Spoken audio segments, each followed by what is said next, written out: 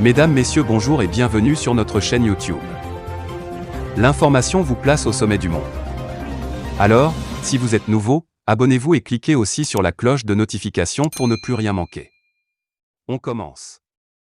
Ancienne locomotive à la tête du géant bloc soviétique, la Russie envoie ses enfants expérimentés en Afrique de l'Ouest. La paix menacée sur une longue période a la chance d'être remise à l'état neuf. Le bout du tunnel est proche d'être vu. Vladimir Poutine le baroudeur. Cet homme au parcours militaire redoutable n'est pas une marionnette de nature à se comporter comme un plaisantin. Célèbre par l'influence de son pays dans les relations internationales, il se distingue par sa personnalité. Avec lui, le terrorisme aura un adversaire farouche dans la surface sahélienne. Le combat sera âpre sans pitié.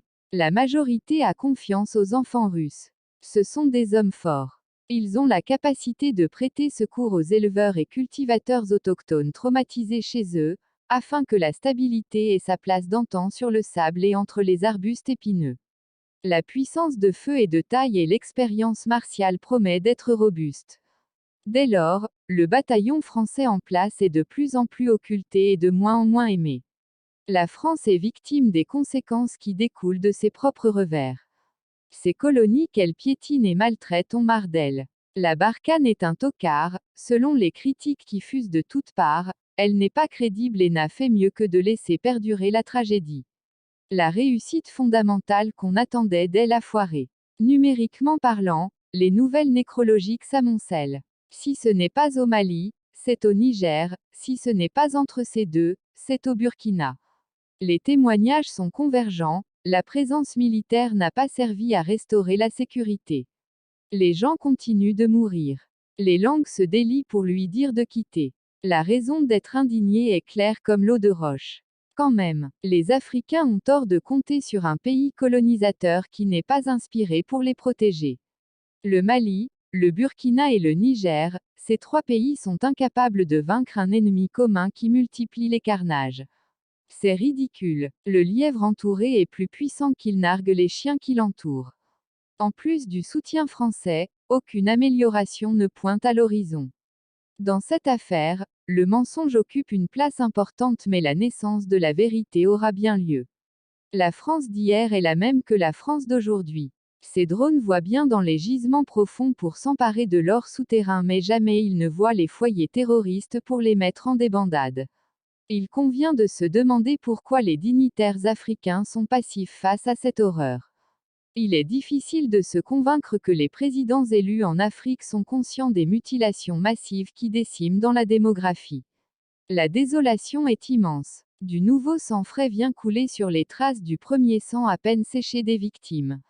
Le cauchemar règne sur les esprits presque déboussolés et la démence affecte la santé mentale et psychique. L'appétit est rare pour ceux qui vivent, seulement on force pour manger et en mangeant on cherche un sursis pour ne pas mourir de faim. La situation, en général, donne la chair de poule. C'est insupportable à l'œil, quand on regarde certains compatriotes contraints à abandonner leurs champs et à fuir leur village. Des enfants sur le dos, les femmes errent sans destination précise. On a pitié de voir des gens qui sont des réfugiés malheureux dans leur propre pays.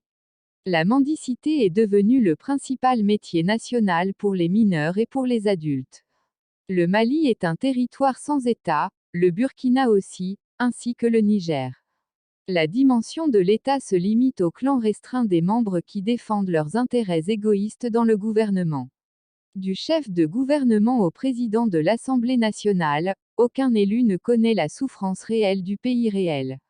Celui qui quitte le matin une chambre climatisée pour une voiture froide qui l'amène dans un bureau frais ne sait pas que le soleil de son pays natal est ardent et qu'il y a des malades qui meurent de la chaleur des températures accablantes.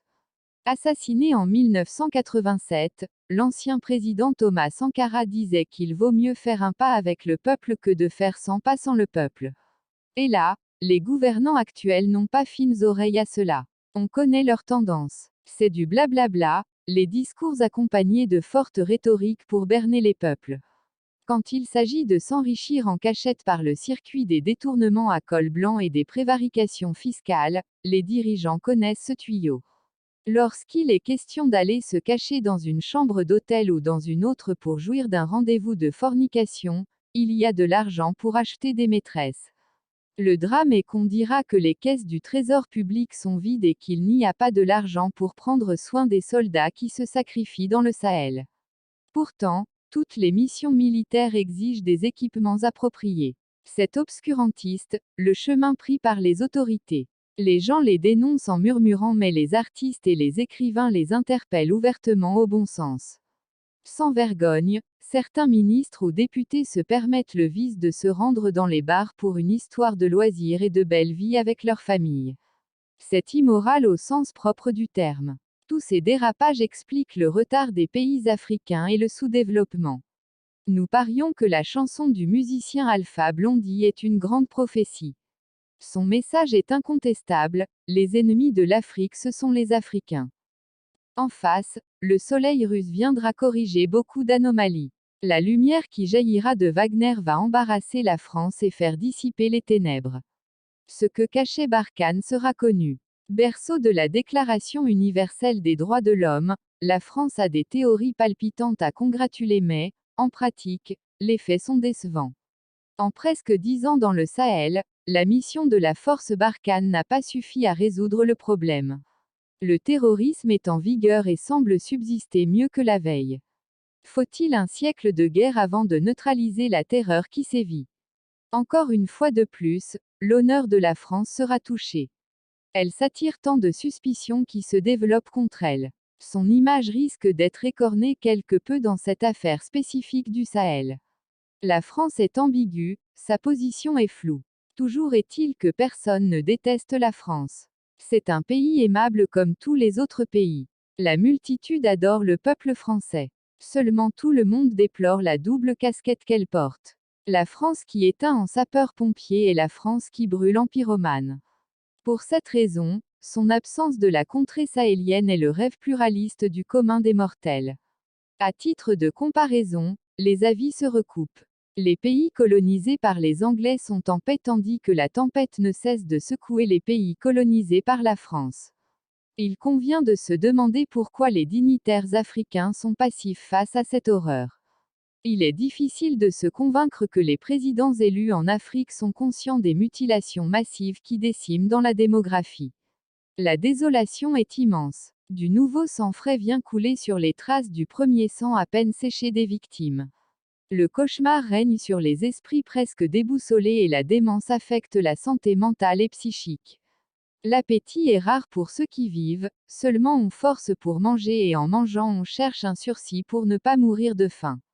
La situation, en général, donne la chair de poule. C'est insupportable à l'œil, quand on regarde certains compatriotes contraints à abandonner leurs champs et à fuir leur village. Des enfants sur le dos, les femmes errent sans destination précise. On a pitié de voir des gens qui sont des réfugiés malheureux dans leur propre pays. La mendicité est devenue le principal métier national pour les mineurs et pour les adultes. Le Mali est un territoire sans État, le Burkina aussi, ainsi que le Niger. La dimension de l'État se limite au clan restreint des membres qui défendent leurs intérêts égoïstes dans le gouvernement. Du chef de gouvernement au président de l'Assemblée nationale, aucun élu ne connaît la souffrance réelle du pays réel. Celui qui quitte le matin une chambre climatisée pour une voiture froide qui l'amène dans un bureau frais ne sait pas que le soleil de son pays natal est ardent et qu'il y a des malades qui meurent de la chaleur des températures accablantes. Assassiné en 1987, l'ancien président Thomas Sankara disait qu'il vaut mieux faire un pas avec le peuple que de faire 100 pas sans le peuple. Et là, les gouvernants actuels n'ont pas fines oreilles à cela. On connaît leur tendance. C'est du blablabla, les discours accompagnés de fortes rhétoriques pour berner les peuples. Quand il s'agit de s'enrichir en cachette par le circuit des détournements à col blanc et des prévarications fiscales, les dirigeants connaissent ce tuyau. Lorsqu'il est question d'aller se cacher dans une chambre d'hôtel ou dans une autre pour jouir d'un rendez-vous de fornication, il y a de l'argent pour acheter des maîtresses. Le drame est qu'on dira que les caisses du trésor public sont vides et qu'il n'y a pas de l'argent pour prendre soin des soldats qui se sacrifient dans le Sahel. Pourtant, toutes les missions militaires exigent des équipements appropriés. C'est obscurantiste, le chemin pris par les autorités. Les gens les dénoncent en murmurant mais les artistes et les écrivains les interpellent ouvertement au bon sens. Sans vergogne, certains ministres ou députés se permettent le vice de se rendre dans les bars pour une histoire de loisirs et de belle vie avec leur famille. C'est immoral au sens propre du terme. Tous ces dérapages expliquent le retard des pays africains et le sous-développement. Nous parions que la chanson du musicien Alpha Blondy est une grande prophétie. Son message est incontestable, les ennemis de l'Afrique ce sont les Africains. En face, le soleil russe viendra corriger beaucoup d'anomalies. La lumière qui jaillira de Wagner va embarrasser la France et faire dissiper les ténèbres. Ce que cachait Barkhane sera connu. Berceau de la Déclaration universelle des droits de l'homme, la France a des théories palpitantes à congratuler mais, en pratique, les faits sont décevants. En presque 10 ans dans le Sahel, la mission de la force Barkhane n'a pas suffi à résoudre le problème. Le terrorisme est en vigueur et semble subsister mieux que la veille. Faut-il un siècle de guerre avant de neutraliser la terreur qui sévit? Encore une fois de plus, l'honneur de la France sera touché. Elle s'attire tant de suspicions qui se développent contre elle. Son image risque d'être écornée quelque peu dans cette affaire spécifique du Sahel. La France est ambiguë, sa position est floue. Toujours est-il que personne ne déteste la France. C'est un pays aimable comme tous les autres pays. La multitude adore le peuple français. Seulement tout le monde déplore la double casquette qu'elle porte. La France qui éteint en sapeur-pompier et la France qui brûle en pyromane. Pour cette raison, son absence de la contrée sahélienne est le rêve pluraliste du commun des mortels. À titre de comparaison, les avis se recoupent. Les pays colonisés par les Anglais sont en paix tandis que la tempête ne cesse de secouer les pays colonisés par la France. Au Rwanda, elle est pointée du doigt dans le cadre du génocide, l'ancien président Sarkozy a ordonné la mort du président Kadhafi. Depuis lors, on assiste à une insécurité mortifère, au point que M. Macron reconnaît la déstabilisation libyenne comme la cause de la circulation des armes dangereuses en quantité importante. La prolifération des filières terroristes en est un résultat tangible. Le pire mal que l'on souhaite aux Africains est le chaos qui est en Afghanistan et la domination de la violence religieuse qui oblige un style vestimentaire. Les pantalons coupés au niveau des mollets, c'est la mode des hommes. Quant aux femmes, elles sont condamnées à porter des robes lourdes, malgré l'intensité de la chaleur qui brûle au détriment de la santé. Les Africains ont intérêt à se mettre debout pour anticiper. En prenant leur destin en main, ils pourront éviter le désastre afghan. La France va abandonner le Mali en plein vol comme l'Amérique a lâché l'Afghanistan à la dernière minute. Le malheur ou le bonheur en Afrique dépend des Africains. Il ne faut pas se leurrer, au nom de quelle compassion et de quelle raison la fameuse Barkhane va-t-elle faire la guerre pour des individus de peau différente? La France, le bon Dieu monothéiste des Africains, elle n'est pas disposée à aller ailleurs pour faire le bonheur des Noirs dans leur hameau natal. Inutile pour les peuples de croire à cette facilité. Au Mali, la présence de la France vise un but secret. D'ailleurs, la dignité africaine des Noirs n'est pas respectée. Jusqu'à présent, les inégalités raciales persistent et circulent dans les relations humaines. Les discours se répètent et les protocoles se font signer pour contenir la xénophobie tout comme on prône des mesures contre l'antisémitisme. Et là, ça s'arrête là. Pour beaucoup de racistes de conception radicale, la race noire est une race inférieure qu'il faut maintenir à l'état d'animal pour que la force de ses muscles soit employée dans les corvées pénibles et sous la durée interminable de l'esclavage qui récidive en multiples formes à travers le fil des ans et au gré de la succession des siècles. Bien évidemment, l'ensemble de ces humiliations injustes forme un statut péjoratif qui a si marqué le colonel malien. La solution était de prendre les armes. Il a la conviction de redorer le blason de son pays d'origine et de l'univers panafricain en défiant le caractère vassal et honteux des instances de la CEDEAO. C'est bien fait pour les intéresser. Le vieux Ibeka laisse derrière le souvenir d'un président qui n'a pas sauvé son pays. Il est parti avec ses acolytes, tous ayant été des amateurs de vices, des imposteurs éhontés et des marchands